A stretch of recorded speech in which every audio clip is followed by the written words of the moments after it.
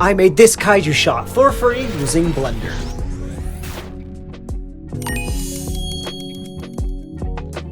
Now, I'm not a multi-million-dollar VFX house. Obviously. I'm just trying to learn how to do VFX for the greatest price in the world. Free. That's up to it. So for shooting this scene, I used a 2016 Godzilla film for reference. Maybe one day I'll be able to do a whole mech fight with monsters and robots, all that. Oh, no! Shooting the scene was relatively easy. I just found a really good looking place in my city that could cram a 100-foot kaiju ready for destruction. For the kaiju model, I went with this insectoid creature which I found for free on Sketchfab. Now, once we have our footage, we need to track that footage. Come with me. Welcome to Motion Tracking 101. It is your class, I am your instructor. This is Abomination. Hello. Shut up. Now, I'm gonna have Michael move the camera. Oh no, the Abomination's not stuck to the table. Okay, I'm gonna have him move it and put the camera back down so that our audience doesn't throw up. Now, if I've motion tracked this, it will get stuck on the table. Move the camera very slowly. You see, Abomination is on the table. And now we know what tracking is.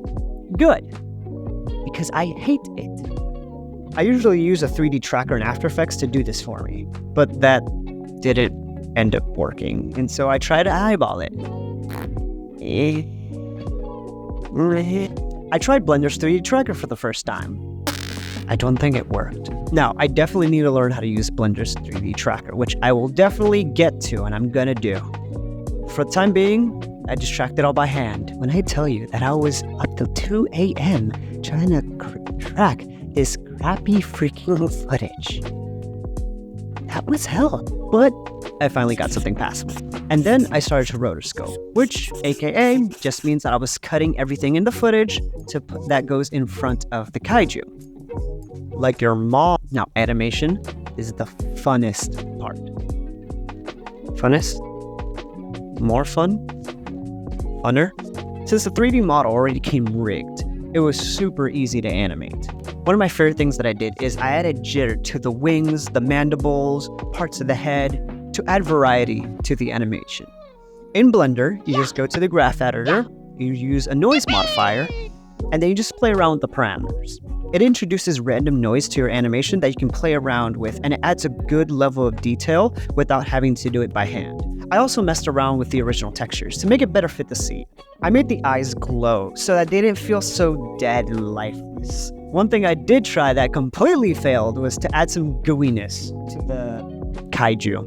I wanted to make it more organic and slimy, using this tutorial with this freaking awesome monster, but it ended up looking like caca. And the state of my computer was... So, no gooey monsters for me.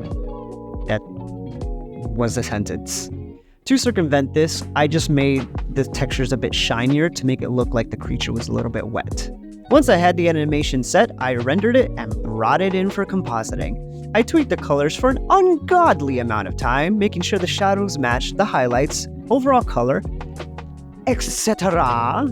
I got all the assets from productioncrate.com, and I continued to add blur and grain and any other effects that could benefit this kaiju suit.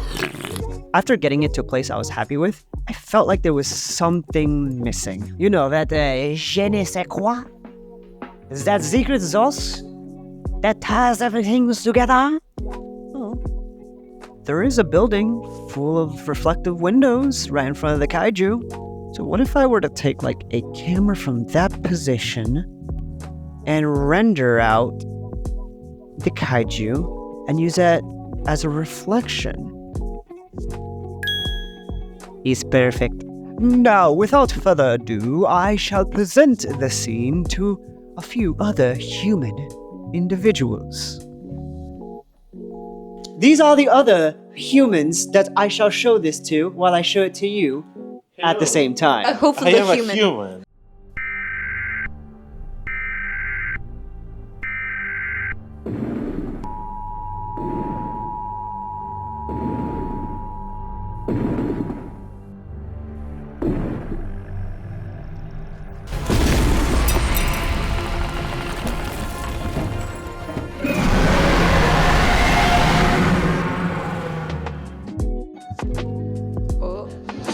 Okay. Okay. Nice. Okay. Nice.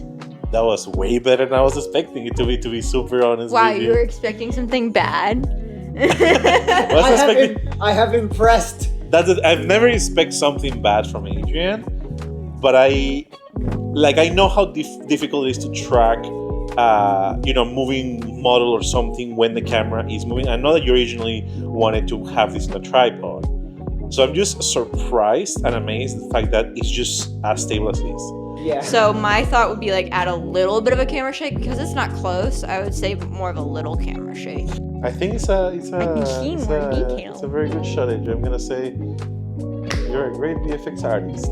Anyway, Love that great reference. video. Love it. Kodo, your thoughts? I'm wondering if it's actually picking up the smelling right I now. don't know, but those were the words from Coda. If you know anything about VFX and you want to give feedback on how I can improve my VFX skills, leave a comment down below. I'd appreciate it. Don't forget to like and subscribe, and stay tuned for the next episode of VFX Corner. Ta-da-da!